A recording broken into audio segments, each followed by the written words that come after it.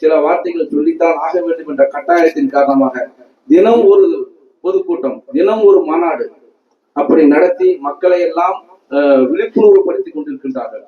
அந்த சூழ்நிலையில் நாம் தொடர்ந்து திராவிட முன்னேற்ற கழகத்தினுடைய தோழமை கட்சிகளுக்கும் திராவிட முன்னேற்ற கழகத்தின் சின்னமான உதயசூரனுக்கும் வாக்களித்து 2026 மீண்டும் திராவிட மாடல் ஆட்சியின் நாயகன் முத்துவேல் கருணாநிதி ஸ்டாலின் அவர்கள் முதல்வராக வர வேண்டும் என்று உங்களை எல்லாம் கேட்டுக்கொண்டு நாம் அனைவரும் இந்த தேர்தலுக்காக இன்றிலிருந்தே பாடுபட சிறப்பு பேச்சாக இவ்வளவு நேரத்திலே 1.5 மணி நேரத்துக்கு அமைதியாக யாரெல்லாம் என்ன பேசினார்கள் எல்லாத்தையும் கிடைச்சி அதெல்லாம் நோட் பண்ணிட்டு நம்மோடு கலகலப்பாக பேச வர இருக்க அன்புக்கும் பாசத்துக்கும் எங்கள் அண்ணன் ஒரே விஷயத்த சொல்லிடுறேன், பெருமைக்காக இல்ல.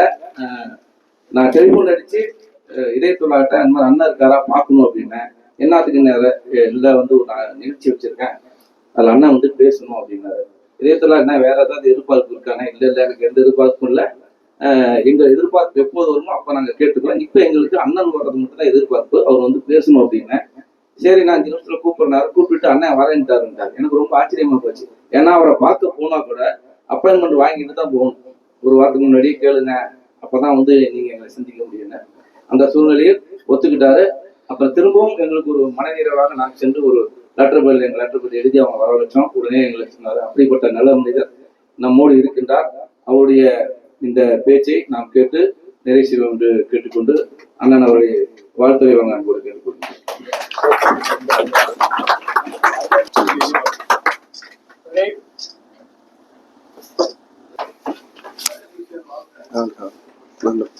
என்னுடைய அவைத்தலைவர் மன்னிக்கவும், என்னுடைய செயற்குழு நடத்துவார்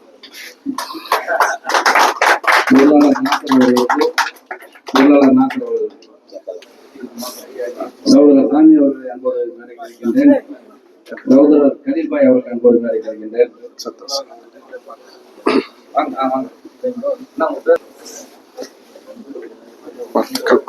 அண்ணன் கலிபாய் அவர்கள் அன்போடு அழைக்கின்றேன்.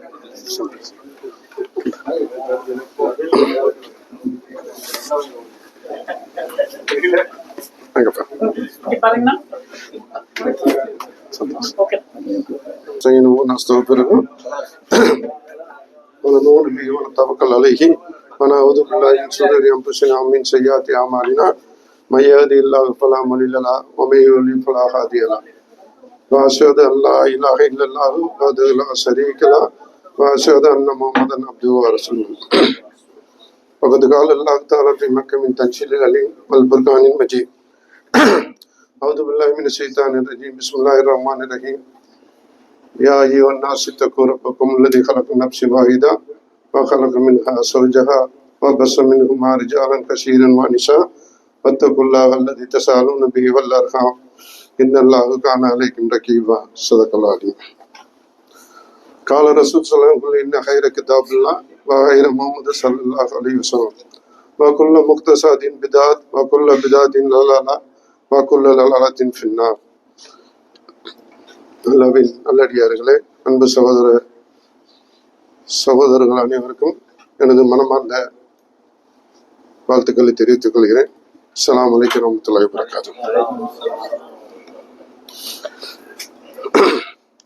குவைத் திமுக தளபதி பேரவை நடத்தும் இந்த சகர் நிகழ்ச்சிக்கு வந்திருக்கும் உங்கள் அனைவருக்கும் எனது மனமார்ந்த நன்றியை தெரிவித்துக் கொள்கிறேன். நம்முடைய ராஜாவும் ஜாகிரும் என்னுடைய பழைய காலத்து தோழர்களா இருந்தாலும் அவர்களுடைய அழைப்பு நான் என்னைக்குமே எப்போ இருந்தாலும் வந்துடுவேன். ஏன்னா 10 வருஷமா செஞ்சுட்டு இருக்கிறாங்க. ஆனால் ஒவ்வொரு வருஷமும் நல்லா சிறப்பாக செஞ்சுட்டு இருக்கிறாங்க. நான் கூட இங்கே என்னுடைய ஹோட்டலில் வைக்கும் கூட சகர் நிகழ்ச்சி சரியாக வராதுன்னு சொல்லிட்டு பாலிவுட் தான் பெட்ரு, நல்ல உள்ள அரங்கத்தில் இருந்துருது. அதனால வந்து நிறைய பேர் உட்காந்து கேட்கறதுக்கு நல்ல வசதியாக இருக்குது. பாலிவுட் சீனிவாசனுக்கு ஒரு அவரை நல்ல மனுஷன், சும்மா சொல்லக்கூடாது, அவருக்கு ஒரு பிசினஸ் கொடுத்த மாதிரி இருக்கு. எல்லாரும் அவரே புக் பண்ணுங்க. இந்த சகர் நிகழ்ச்சி இருந்தா இனி வர்ற நிகழ்ச்சினா நீங்க அவரை புக் பண்ணிங்க. என் ஹோட்டல்னு கிடையாது, என்னோட ஹோட்டல் அது வேற விஷயம். ஏன்னா இஃப்தார் நிகழ்ச்சி ஓகே ஒரு, ஏன்னா இப்போ ஃபர்ஸ்ட் இஃப்தார் நிகழ்ச்சியில வந்து நம்முடைய வெளிநாடு ஒரு சகோதரர் நடத்தினாங்க. ஒரு 5 மணிக்காவது யாரும் வந்திருந்தா கூட ஒரு 40 நிமிஷம் டயம் இருக்கு. அந்த 40 நிமிஷத்துல பேசியிருக்கலாம். எங்க வர்றாங்க? வர்றது கிடையாது. கரெக்டாக 5:30க்கு வந்தாங்க. ஒரு 10 நிமிஷம் தான் இருக்கும். அப்போ நான் பேச ஆரம்பித்தாலும் வந்து நல்ல சப்ஜெக்ட் எடுத்தேன், ஆனால் பேச முடியலை, வாங்க சொல்லிட்டாங்க. அப்போ ஒன்று நான் சொன்னது, இந்த நிகழ்ச்சியை நான் இன்ஸ்டால யாராவது சக நிகழ்ச்சி நடத்தினா நான் இந்த பேச்சை வந்து கண்டினியூ பண்ணுறேன்னு சொல்லிட்டு வந்தேன். ஏன்னா ரொம்ப முக்கியமான விஷயம், நோன்பை பற்றி பேசணும்.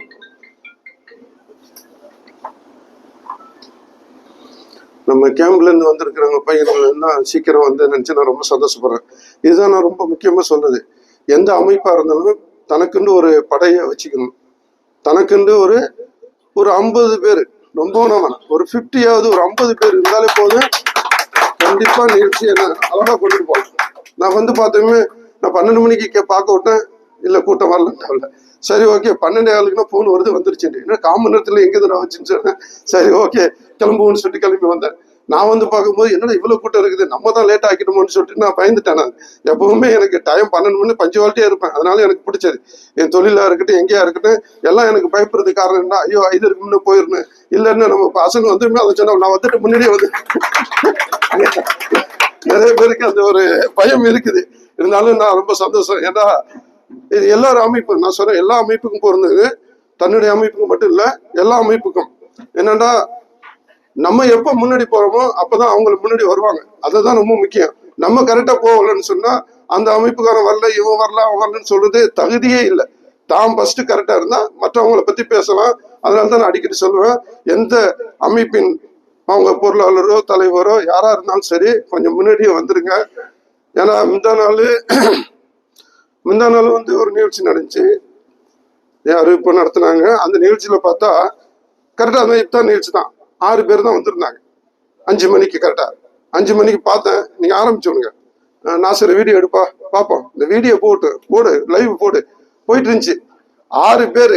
அப்புறம் அந்த லைவை பார்த்துட்டு அப்படியே வந்து 5, 10 ஆனிச்சு, 20 ஆனிச்சு, 50 ஆச்சு. நாங்க சாப்பாடு ஒரு 60 சாப்பாடுன்னு சொன்னோம், 100 சாப்பாடுக்கு மேல ஆள் வந்துருச்சு. இந்த லைவுக்கு ஒரு பயம் இருக்குது. 2வது அதான் சொல்றது, ஆரம்பிச்சிட்டானோ இல்லையா நியூஸ் போய் சேர மாட்டேங்குது. எங்க ஊர்லன்னா வந்து இப்தார் நிகழ்ச்சி நடத்துவாங்க. நாங்க இப்ப கடைசி 10ல இப்தார் நிகழ்ச்சி நடத்துவோம். இந்த இப்தார் நிகழ்ச்சியை நாசம் பண்ணதுக்கு ஒரு குரூப் இருக்குது. என்னன்னு சொன்னா, அரபிய பிளேஸ்ல அங்க தேங்காய் சோறா இருக்கு, எங்க பிளேஸ்ல நெய்ச்சோறா இருக்கு, இன்னொரு பிளேஸ்ல பிரியாணியா இருக்கு. ஒரு குரூப் இருக்கிறானு, ஒரு 100 பேர் இருக்கிறானு, பைக்ல வருவானு. அவனு என்ன செய்வானுவா, மாப்பிள்ள இன்னைக்கு என்னடா சாப்பாடு, அங்க அரபி பிளேஸ்ல இன்னைக்கு தேங்காய் சோறு வைக்கிறான், நேத்து தேங்காய் சோறு சாப்பிடும், இன்னைக்கு இந்த பிளேஸ்ல என்னடா இருக்கு. இப்படியே இருந்து இப்ப அப்படிதான் ஆயிடுச்சு. இப்ப இங்க என்ன டிவிஎஸ்ல என்ன சாப்பாடு, அங்க புலவு சோறு தான் அடிக்கடி போட்டுட்டு இருக்கிறாங்க. சரி இங்க பாலிவுட்ல என்ன இருக்கு, இப்ப இப்படி கேட்க வேண்டிய நிலைமை ஆயிடுச்சு. இப்படி அப்படிதான் மக்களும் போயிட்டு இருக்குது. அதனால சொல்றேன், சாப்பாடு முக்கியம் இல்ல, அறிவான வார்த்தைகள். இந்த ஜலீல் போய் பேசினாங்க, இப்ப எல்லாருமே பேசினாப்புல. நம்முடைய யாரு, நம்முடைய அவர் அழகா பேசினாப்புல, அம்மான் இல்ல, அவரு கட்சியை பத்தி சொல்ல வேண்டியல, அழகான பேச்சாளரு. ஆனால் டைம் கிடைக்கல. என் டயத்தை உங்களுக்கு கொடுத்துருக்கணும், நல்லா பேசுவீங்க. இருந்தாலும் வந்து நீங்க வயசாயிருச்சு, நீங்க தள்ளப்பட்டாச்சு. இப்ப நான் வந்து அவர்கிட்ட இருந்து கத்துக்கிட்டதான், நான் வேற ஒண்ணு கிடையாது. அவர் எனக்கு கத்தந்தது. இப்ப இவரு கூட எங்க ஆளுக்கான பேச்சுக்கு தடுமாறினால நான் சொன்னேன்னா இல்லையா, நீங்க கண்டிப்பா வருங்காலத்துல பெரிய பேச்சாளர். மைக்கு ஆடுனுச்சு ஒரு காலம் எனக்கு, இப்ப உங்களுக்கு ஆடின மாதிரி. இப்ப நான் ஆடுனேன், இப்ப மைக்கு ஆடுது. அதே மாதிரி மாத்த வச்சாச்சு, மாறி கவலைப்படாது. சரியா? அடுத்ததாக வந்து நான் வந்து அரசியலுக்குள்ள போறது கிடையாது. இருந்தாலும் அரசியல்ல முக்கியமா ஒரு முக்கியமான விஷயத்த சொல்லிட்டேன். இதுதான் நிரந்தரம், இதுதான் எதார்த்தம், இதுதான் நடக்க போகுது, வேற ஒண்ணும் கிடையாது. உங்களுக்கு தெரியும், அமித்ஷா எப்ப பார்த்தாலும் சொல்லிருப்பாங்க, நான் ஒரு 50 வருஷம் எங்களுடைய ஆட்சி தான் இருக்கும். அவரு எப்படி சொல்றாருன்னு தெரியல. அவரு 50 வருஷம் இருப்பாரான்னு தெரியல. ஆனா அவரு என்னுடைய ஆட்சி 50 வருஷம் இருக்குங்கிறார். அவர் எந்த ஜோசியர்கிட்ட போய் கேட்டு வந்தாரா, இல்ல கடவுள் அவருக்கு வரம் கொடுத்தாரா, இல்ல எங்க இருந்து வந்தாரு சொல்றாருன்னு தெரியல. நான் சொல்றேன், அவருக்கு வேற ஒண்ணும் கிடையாது. அவர் எப்ப இருப்பாரு, எப்ப சாவாருன்னு அவருக்கே தெரியாது.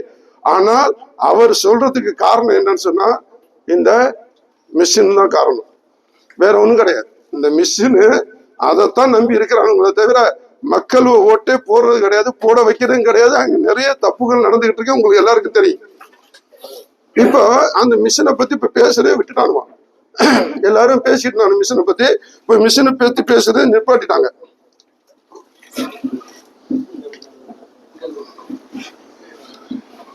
அந்த மிஷின் தான் இன்னைக்கு அவங்கள வந்து காப்பாத்திக்கிட்டு இருக்கு, உங்களுக்கு தெரியும். ஆனா ரொம்ப கிரிட்டிக்கலா செய்யறானு. நீங்க எல்லாம் நல்லா கொஞ்சம் யோசிச்சு பாத்தீங்கன்னா தெரியும். அந்த மிஷின் வந்து அவனு நினைச்சாண்டா எல்லா இடத்துலயும் அவனை ஆட்சி அமைச்சிட முடியும். ஒரு நிமிஷம், ஒரு செகண்ட் தான் பட்டன் தட்டினா எல்லாம் முடிஞ்சிடும். ஆனா டிஎம்கேக்கு ஒரு பயம் இருக்கு அவனுக்கு. இந்த ஸ்டாலின் மிஷினை பத்தி அவரும் இப்ப பேசுறது கிடையாது. அவரை தான் இனி அவரு 50 வருஷம் இனி அவரு தான் முதல்வர். அது எனக்கு நல்லா தெரியும். அவனும் 50 வருஷம் வாழ்ந்தாண்டா கண்டிப்பா ஸ்டாலின் தான் 50 வருஷம் வாழ்வார். அதுதான் நான் சொல்றேன். அதுதான் கண்டிப்பா நடக்கு. ஏன்டா அவனு அப்ப அந்த மிஷின்ல கைய வச்சிருவான், வேற ஒண்ணும் கிடையாது. அங்க ஏதாவது மாத்தினா ஸ்டாலினுக்கு ஏதாவது குறைஞ்சிருச்சுண்டா அங்க மிஷின்ல கை வச்சிருந்தார். அதனால வந்து பாக்கி இடத்துல எல்லாம் மோசக்கருத்து வந்துடும் சொல்லிட்டு டிஎம்கே உருறான்னு சொல்லிட்டு எத்தனை கட்சின்னு எப்படி சும்மா ஒரு நாடகம் மாட்டிக்கிட்டு இருக்கானுவ. இதான் உண்மை. உங்களுக்கு நல்லா தெரிஞ்சுக்கிறீங்க. நாடகம் நடக்குது. அவன் அங்க எங்க சொல்ற வெஸ்ட் பெங்காலி கை வைக்க மாட்டான். அவனுக்கும் ஒரு பயம் இருக்குது. அந்த மேடத்துக்கும் ஒரு பயம் இருக்குது. அதே மாதிரி இப்ப ஒரு சில 2-3 இடத்துல பாருங்க கண்டிப்பா கையை வைக்க மாட்டாப்ல. ஏன்னா 2-3 இடத்துல விட்டு கொடுத்தாதான் அப்ப மிஷின் சரி ஓகே மிஷின் அப்ப கேட்பானுவான். அப்ப ஏன் நாங்க ஸ்டாலின் இது பண்ண முடியாது, நிப்பாட்ட முடியாது, அந்த மிஷினை நாங்க வந்து அவரை தூக்கிட்டு வேற ஆளை கொண்டு வந்துருமே. அங்கதான் பிரச்சனை இருக்கு. அதனால நீ கொண்டு வர மாட்டேன்னு எனக்கு தெரியும். இதுதான் உண்மை. அதனால வந்து சொல்றேன், மிஷின் இருக்கிற வரைக்கும் 50 வருஷம் வாழ்கிற மிஷினை நம்பிதான், மக்களை நம்பி இல்ல. எல்லா இடமும் பிஜேபியோ அந்த குரூப் வந்துருச்சுன்னு சொன்னா புரட்சி கண்டிப்பா வெடிச்சிடும். இப்பவே புரட்சிகள் அவ்வளவு பெரிய பிரச்சனையே நடந்துகிட்டு இருக்கு. உங்களுக்கு எல்லாரும் தெரியும். புரட்சியை வெடிக்க விடாம ரொம்ப ஜாக்கிரதையா பண்ணிட்டு இருக்காங்க. ஆனா இறைவன் அவன் பார்த்துக்கிட்டு இருக்கிறான், வேற ஒண்ணும் கிடையாது. அவன் நன்றி ஒரு அணு கூட அசையாது. அதை மட்டும் தெரிஞ்சுக்கிறீங்க. நம்ம ஜலீல் அஜரத் அழகா சொன்னாங்க, எனக்கு உடம்பு சரியில்லை தொண்டை கட்டிச்சு, மைக்கு சரியில்லை, கரெக்டா சொல்ற பதிலா எங்களுக்கு அந்த அனுபவமா இல்லப்பா. ரொம்ப சந்தோஷம். கண்டிப்பா இந்த கீழர் பாஸ்கர் வந்து மைக்கை பிடிப்பாரு, பேசிட்டு இது எனக்கு வானம் தூக்கி போட்டுவார். அப்ப கரெக்டா கண்டுபிடிப்பாரு. அதே மாதிரி பேசணும். நம்ம எல்லாம் சும்மா ஒரு என்ன பஞ்சத்துக்கு ஆண்டி பரம்பரைக்கு ஆண்டியா வந்து பைக்கை பிடிச்சிட்டு பேசிட்டு அதை பத்தி தெரியல.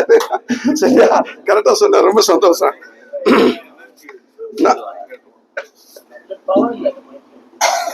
அதோட வந்து இப்ப வந்து நம்ம நோன்புட பத்தி நான் அரசியல் அதோட முடிச்சுக்கிறேன். அரசியலுக்கு வரல. எனக்கு அரசியல்ல நிறைய கூப்பிட்டாங்க எல்லாம் இது பண்ண. அதனால எனக்கு அரசியலே வேண்டான்னு தெரிஞ்சிச்சு. ஏன்னா ரொம்ப ஜவஹர்லால் இருக்கான்னு பாருங்க, அவர் வயசு முடிஞ்சு எஸ்கே அவரை எடுத்துக்கிறீங்க.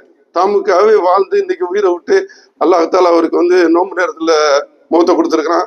கண்டிப்பா அவருக்கு சொர்க்கம் இருக்கு. அவர் செஞ்ச நன்மைக்கு கண்டிப்பா சொர்க்கத்துக்கு போவாரு. நம்ம எல்லாம் துவா செய்வோம் அந்த நேரத்துல. நான் எதிர்பார்க்கல. ஏன்னா திடீர்னு நாளைக்கு என்னுடைய வழக்கறிஞர் ஒரு மெசேஜ் கொடுத்தான். ஃபர்ஸ்ட் அங்கதான் போயிருக்கிறான். இதை மூத்தாயிட்டேன்னு சொல்லி நான் மறந்தேன். எனக்கு ஷாக் ஆயிட்டேன். எங்க உனக்கு சவுதியில இருந்தாரு, நான் சவுதியில தான் இருந்தாரு நினைச்சிட்டேன். ஆனா ஊருக்கு போயிருக்கிறாரு. உடம்பு சரியில்லாம ஆப்ரேஷன் நடந்திருக்கு. அந்த ஆப்ரேஷன்ல முடியல. அவர் ஏற்கனவே 2 ஆப்ரேஷன் பண்ணி இது வச்சிருக்காரு. அவரு ஸ்ட்ரென்த் வச்சாருன்னா அந்த ஸ்ட்ரென்த் அதுக்கப்புறம் அவ்வளவுதான் 5 வருஷம் தான் கொடுப்பானுவோம். அதுக்கே கேரண்டியும் கிடையாது, ஒன்றும் கிடையாது. அதனால இந்த உலகத்துல வந்து எதுவுமே கேரண்டி கிடையாது. அதை மட்டும் தெரிஞ்சுக்கிறீங்க, வேற ஒன்றும் கிடையாது. அழகா எல்லாம் சொல்றோம். நம்முடைய ஹஜரத்து ஓதுனாரு, அலிஃப் லாம் மீம் தாலிகல் கிதாபு லா ரைப ஃபீஹி ஹுதல் லில் முத்தகீன். இந்த நோன்பு எதுக்காக நம்ம எல்லாம் பிடிக்கணும் என்று எல்லாருக்கும் தெரியும். இந்த நோன்புடைய காலம், இந்த 1 மாதம் நோன்பு நம்மளை நோக்க வச்சதுக்கு என்ன காரணம்? 11 மாசம் நம்ம காலையில மத்தியானம் நைட்டு 3 வேளை சாப்பிட்றோம். இந்த 3 வேளையும் இந்த சாப்பாட்டுக்கு 11 மாசம் சாப்பிட்டுட்டு இந்த 1 மாசம் சாப்பாடை மாத்திரம்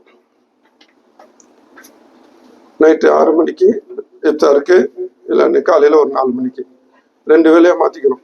3 வேளை 2 வேளையா மாத்த போறோம். ஒண்ணு பணக்காரர்ல இருந்து நடுத்தர வர்க்கத்துல இருந்து ஏழைகள் வரைக்கும் இந்த நோன்பு வச்சு ஆகணும். ஏன்னா முஸ்லிமா பிறந்தவன் அவங்களுக்கு மட்டும் இல்லை, உலகத்துல உள்ள அத்தனை பேருக்கும், இந்த உலகத்துல உள்ள எல்லா மனிதர்களுக்காகவும் இந்த குர்ஆனை நான் இறக்கப்பட்டிருக்கிறேன். இந்த குர்ஆன் யாரெல்லாம் நம்புறாங்களோ அவங்க எல்லாம் நோன்பு வைங்க. அவங்க அனைவருக்கும் நோன்பு வைக்கிறதுக்கு கட்டாய கடமையாக்கப்பட்டது. இது இந்த நபிகள் நாயகத்து மட்டும் இல்ல, இதுக்கு முன்ன உள்ள மூசா நபியிலேருந்து நம்முடைய ஜபர்வத இறக்கப்பட்ட தாவூது நபியிலேருந்து எல்லாருக்குமே இந்த நோன்பை பத்தி அப்பவே செய்யப்பட்டாச்சு. எல்லாரையும் வைக்க சொல்லியிருக்காங்க. ஆனா கொஞ்சம் கொஞ்சம் மாற்றமாக இருந்தது. இன்னைக்கு கிறிஸ்டின்களோட அவங்க கூட இப்ப 40 நாள் வருது விரதம் வைப்பாங்க. அவங்க என்னன்னா ஜூஸ் அதெல்லாம் குடிச்சுக்கலாம். ஆனா இஸ்லாத்துல இப்போ உள்ள நோன்பு என்னன்னா, நபிகள் நாயகம் சொன்னது 4 மணி 5 மணிக்கு சகர் வச்சதோட அதுல இருந்து 13 மணி நேரம் நம்ம எதையுமே சாப்பிடக்கூடாது, எதையுமே திங்கக்கூடாது. சிலவங்களுக்கு தெரிய மாட்டேங்குது, வேற எச்சி கூட துப்பிக்கிட்டு இருக்கிறாங்க. கண்டிப்பா எச்சின்னா துப்ப வேண்டிய தேவையில்லை, சளிகள் இருந்தா துப்பிடுங்க. எச்சியை துப்பிக்கிட்டு இருந்துட்டு சிலவங்க அதையும் முழுங்க கூட அவங்களுக்கு கூட துப்புறாங்க, தப்புது. எச்சின்னா முழுங்கிக்கலாம், எச்சை துப்பிக்கிட்டு இருந்தோன்னா அதெல்லாம் நம்ப முடியாது, நம்மளால எடுக்க முடியாது.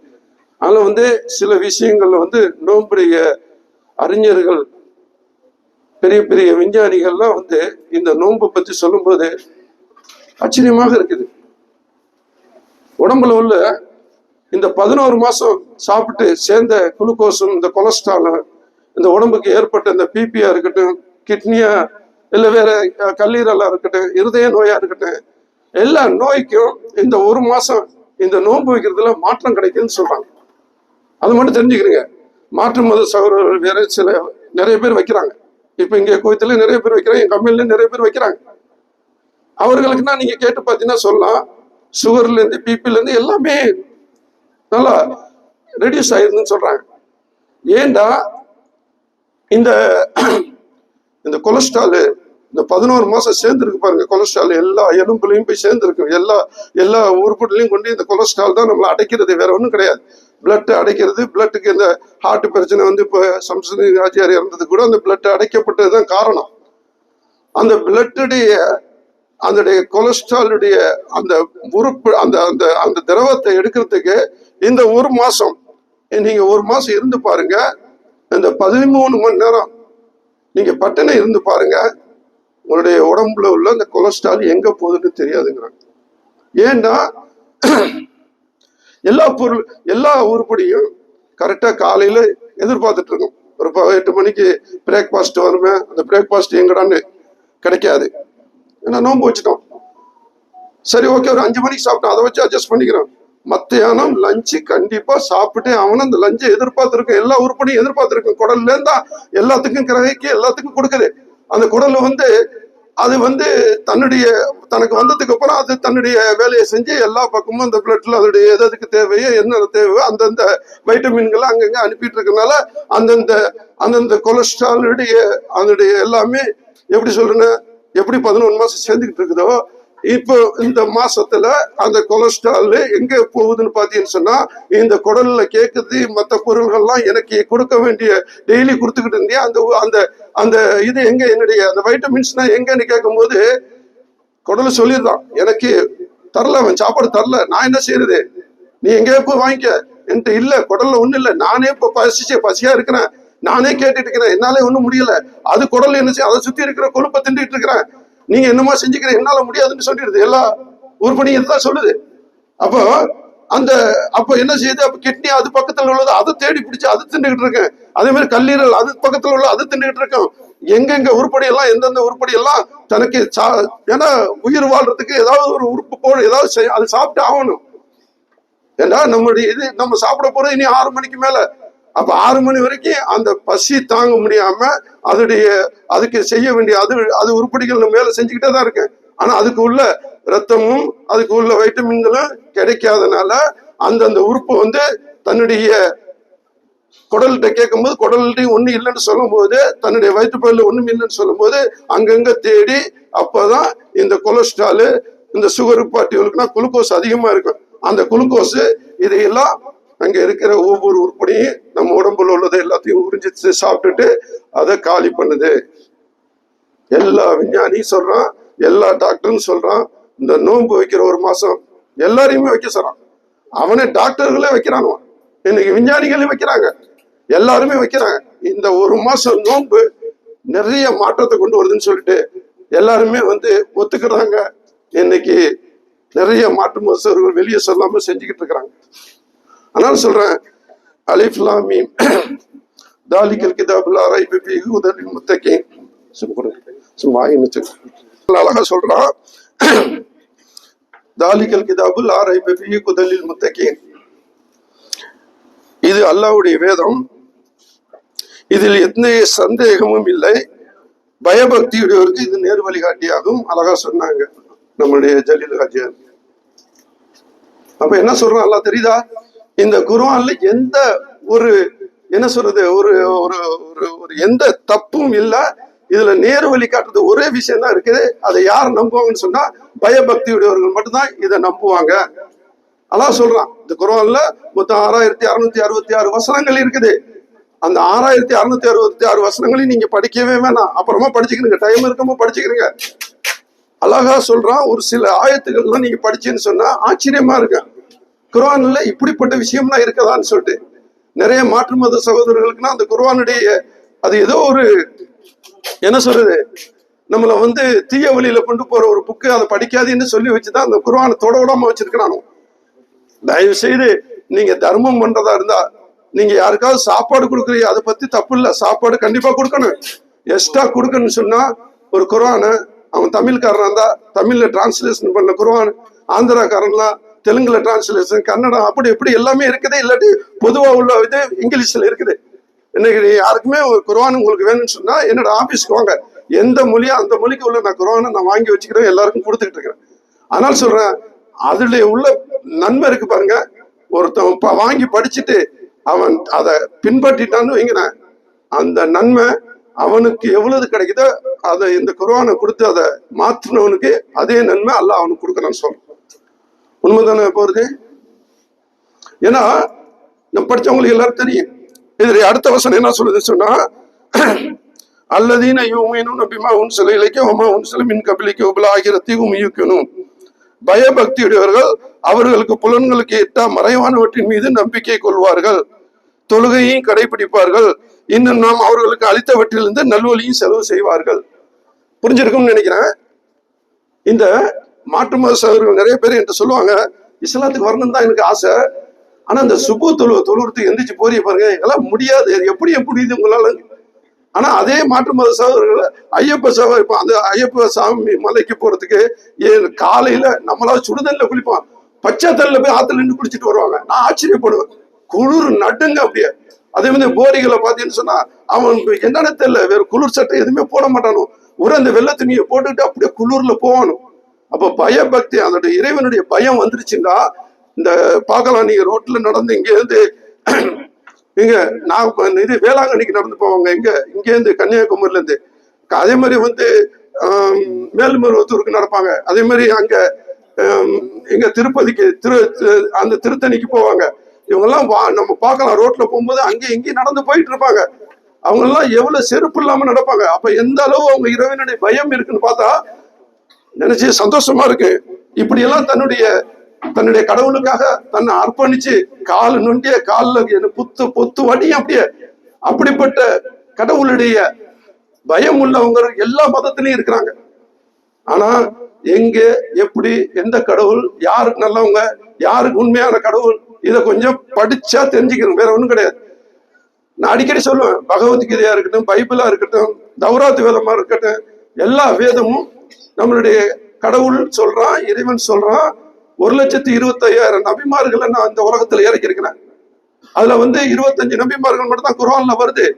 அப்ப 1,25,000 பேரு கொஞ்சம் நெஞ்சம் இல்ல, கிட்டத்தட்ட 40,000 கோடி வருஷம் ஆயிடுச்சுங்கிறாங்க ஆதம் நபியை படைக்கப்பட்டு. அப்படிப்பட்ட இந்த குர்ஆனை வந்து நீங்க வந்து நம்பணும். நான் இவ்வளவு பேருக்கும் ஆதம் நபியிலேருந்து இன்னைக்கு இத்தனை நபியை நான் இந்த உலகத்துல நான் அனுப்பி நிறைய கிதாப் வேதங்களை கொடுத்துருக்கிறேன். ஆனா எல்லா வேதங்களும் வந்து மாற்றப்பட்டுருச்சு. எப்படி மாற்றப்பட்டுச்சு? இப்ப ஆட்சி ஆள்றவங்க எல்லாம் நினைச்சா எதை வேணாலும் மாத்திக்கலாம். உங்களுக்கு தெரியும், இன்னைக்கு அம்பேத்கருடைய சட்ட புக்கே சரியில்லைன்னு சொல்லிட்டு மாத்திக்கிட்டு இருக்கிறாங்க. அதே மாதிரி பைபிள்லயும் மாத்திட்டானுவான். உங்களுக்கு தெரியும், 40 பேஜ் தப்பான பேஜ்ன்னு சொல்லிட்டு லண்டன்ல கோர்ட்லயே அறிவிச்சுட்டாங்க. அதே மாதிரி எல்லா கிதாப்புகளும் ஒவ்வொன்றையும் பார்த்தீங்கன்னு சொன்னா தவறான விஷயங்களை அவங்க பெரிய பெரிய தலைவர்கள் வரும்போது அந்தந்த மனிதர்கள் தேவையான மற்றதை மாத்திக்கிட்டாங்க. ஆனால் அல்லாஹ் சொல்லிட்டான், இந்த குர்ஆனை யாரும் கை வைக்க முடியாது, இது நான் பொறுப்பாளன், நான் பொறுப்பாளியா இருக்கிறேன், ஒரு எழுத்தை யாரும் எடுக்க முடியாது. அதுதான் ஒரு வார்த்தைக்காக இஸ்ரேல்ல உள்ள இந்த இஸ்ரேலர்கள் அவனுங்க எப்படியாவது ஒரு 10 பேரை நியமிச்சு அந்த 10 பேரை அனுப்பி இந்த குர்ஆன்ல ஒரே ஒரு வேர்டு ஏதாவது தப்பு கண்டுபிடிச்சு நீங்க எடுத்து